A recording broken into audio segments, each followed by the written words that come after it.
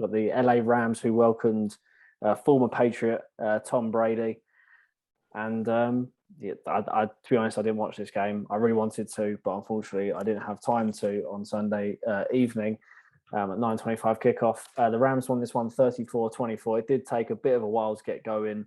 It was about 5-6 punts before the first touchdown. Stafford found Higbee, who was sitting on my bench on fantasy. That is fine. Tom Brady then found Chris Godwin to make it 7-7. Stafford found the probably number one wide receiver in the NFL, Cooper Kupp, for another touchdown. He is the number one, by the way.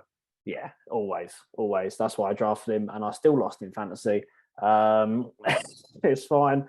Bucs, they never normally miss field goals. They did in this game. Absolute shame, and that kept it 7-14. Stafford then found Jackson for a 75-yard touchdown, and you never really see the Buccaneers, especially in the since Brady got there, concede such a poor touchdown, and that really was to make it 7-21. Brady got his little quarterback sneak to make it 14-21, but Stafford again found his number one, Cooper Kupp, to make it 28-14. Field goals, and then that was pretty much all they wrote, apart from Brady's pass to Bernard at the end of the game to make it a little bit more respectable.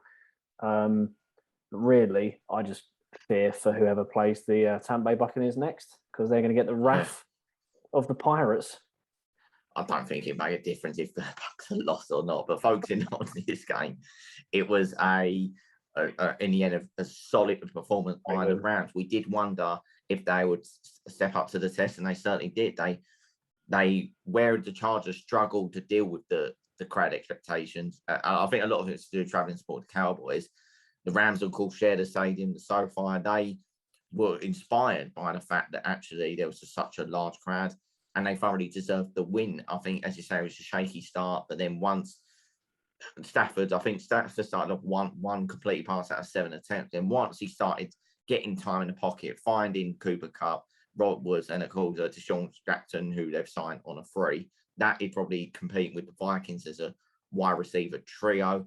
Then the Rams were just too good in the end. The Bucs, they've got big injury problems with the first top 3 cornerbacks all out injured, and the experience of Matthew Stafford just exploited it. And it's probably the best thing that they could have done, the Rams, was just keep scoring whilst the Bucs were behind. So they got a lead and they kept that lead, and it was just too much for Brady, which is a very rare thing to say.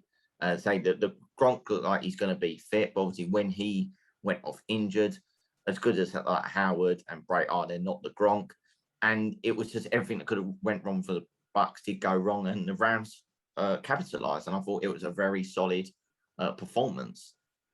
Yeah, to sum up the day, Brady was the highest rusher for the Bucs with 14 yards. I mean, if that doesn't sum up how the game went, I'm not sure what else will. But yeah, not good. Yeah, I think obviously we on the preview last week I said that this is obviously a potential NFC Championship game. I still think it will be like a potential late playoff game. I think it was just a slip up from the Bucs, and obviously with their injuries as well.